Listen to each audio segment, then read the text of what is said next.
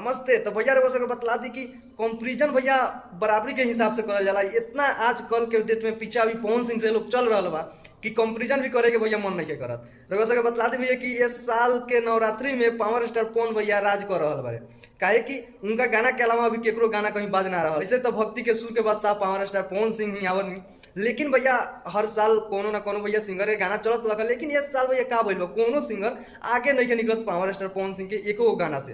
रेगो से बता दी कि 3 गो गाना आला पवन भैया के और तीनों भैया गर्दा उड़ा रहल बा। और हमार खेसारी भैया के गाना भैया आजकल इतना ज्यादा आ रहल बा भैया, पूरा के पूरा खेसारी म्यूजिक वर्ल्ड पर आ रहल बा। रेगो सबके बतलाए रही कि 2-3 गो चैनल छोड़े कोनो चैनल से ना आई, तो पूरा के पूरा गाना भैया खेसारी म्यूजिक वर्ल्ड से आ रहल बा। और भैया वहीं पे गाना के रिस्पॉन्स देख के तो भैया दिल खुश हो जाता है। सब देख सकता नहीं कि 2 दिन में मात्र भैया 8,69,000 गाना पर व्यू मिलल बा। अब बतलाई गाना कैसे आवता भैया कि गाना के माने व्यू ही नहीं के चलत। तो गाना के नाम बा भैया आरती करे चला। तो भैया गाना के तो रिस्पॉन्स अच्छा मिले के चाहिए, गाना मार्केट में बाजे के चाहिए, पंडाल में बाजे के चाहिए, लेकिन भैया 2 दिन में देख सकता नहीं कितना व्यू मिलल बा। और लाइक के बात कर ली तो भैया 1,21,000 खैर गाना पर लाइक मिलल बा, लेकिन 8 मिलियन तो सब्सक्राइबर भी बा, 8 मिलियन से प्लस सब्सक्राइबर बा खेसारी म्यूजिक वर्ल्ड पर। अब लोग सोच सकता नहीं कि खेसारी भैया के कहाँ तक ले मार्केट रह गइल बा। अगर वो सब बता दी कि पावर स्टार पवन सिंह के यहीं पे देख ली गर्दा मचा रहल बन, जौन की मात्र भैया 1 दिन भेल गाना के आइला, कल गाना आया रहे, जाना गाना के भैया टाइटल बा दुलरी मैरिया। मात्र में 1 दिन में भैया गाना के व्यू देख सकता नहीं 1.7 मिलियन के भैया गाना के व्यू मिलल बा।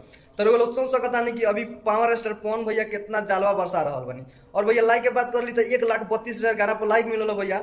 और ट्रेंडिंग के तो बातें छोड़ी, अभी ट्रेंडिंग में राज कर रहल बारे पावर स्टार पवन सिंह, जहाँ की लोग देख सकता नहीं 3 नंबर पे अभी ट्रेंड कर रहल भाई गाना। तो भैया इस साल के नवरात्रि में पावर स्टार पवन सिंह कहीं तहलका रही। और भैया लगातार गाना रोको सबके 2-4 गौरी देखे के मिली बहुत जल्द, जौन की शूटिंग भी कंप्लीट बा। अब रोज गाना आई काहे कि भैया ज्यादा दिन बाना। तो सबके अपडेट कैसे लागल भैया कमेंट करके जरूर बता।